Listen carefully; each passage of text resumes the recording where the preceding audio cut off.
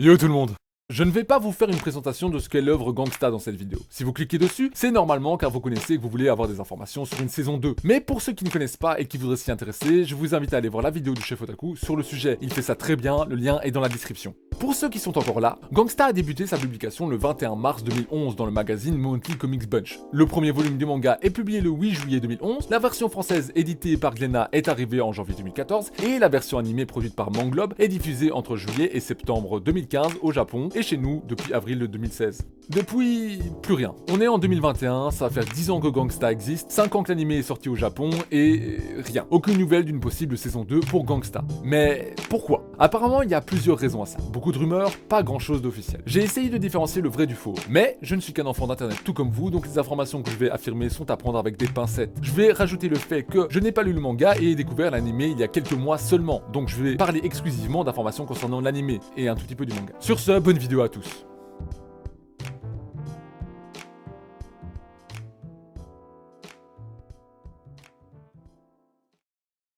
La fin de la saison 1 était très controversée et nous sommes beaucoup de fans à attendre la deuxième saison. Voilà donc les nouvelles que j'ai pu tirer. Je ne vais pas vous mentir, les chances pour la date de sortie de la saison 2 sont très critiques. Apparemment, on nous conseille de ne pas garder espoir. La principale raison pour laquelle la saison 2 ne sera pas publiée est parce que l'auteur de l'anime souffre d'une maladie, ce qui ralentit énormément l'apparition du chapitre de l'œuvre, ce qui est totalement compréhensible. Malgré ça, l'écrivain continue quand même d'écrire le scénario et de faire avancer l'œuvre.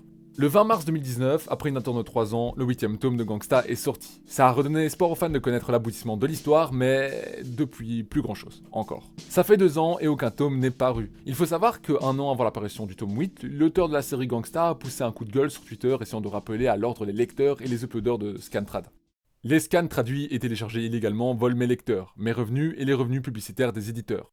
Veuillez cesser de traduire et uploader les chapitres de mes mangas sur internet. Certains japonais lisent également vos scantrad, c'est vraiment décevant. Si je ne peux pas gagner d'argent, je quitterai bientôt mon emploi de dessinatrice. S'il vous plaît, ne l'oubliez pas, achetez mes exemplaires de mangas en librairie.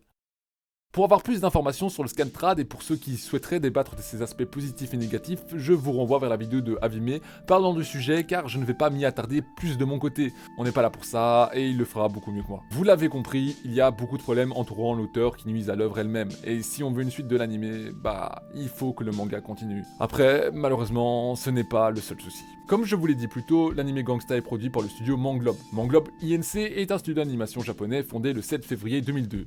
Il a produit et collaboré à la production d'une vingtaine d'animés tels que Samurai Champloo ou encore Deadman Wonderland pour citer que. Mais le 29 septembre 2015, le studio lance une procédure de faillite, du fait d'une cessation de paiement. À cause de ça, Manglobe n'aura pas assez de temps pour trouver une solution afin de résoudre sa situation. Je ne sais pas si l'anime a été un succès commercial, mais si c'est le cas, on peut imaginer que sa suite sera assurée par un autre studio, tout comme nous l'espérons pour acheter des saisons 2. Le fait que le studio ait coulé n'est pas nécessairement lié à ce travail, c'est peut-être dû à des échecs antérieurs ou bien à une mauvaise gestion financière. Voilà la seconde problématique que nous rencontrons dans cette recherche. La solution serait donc, dans ce cas-ci, de trouver un nouveau studio pour continuer l'adaptation, ce qui peut être une problématique pour certains car un changement de studio implique des changements graphiques, pour le meilleur, tout comme le pire. Les fans de DxD, de Nanatsu no Taizai et j'en passe savent de quoi je parle. Maintenant, vous en savez tout autant que moi. Comme vous pouvez le constater, l'avenir de Gangsta n'est pas du tout tracé, ou plutôt est incertain. Et nous ne pouvons rien faire. Même si nous ne sommes pas sûrs d'un jour connaître la suite de cette œuvre, rien ne nous empêche de la soutenir comme nous le pouvons. Je vous invite vraiment à aller acheter les tomes et n'hésitez pas à envoyer de la force à son auteur via les réseaux sociaux.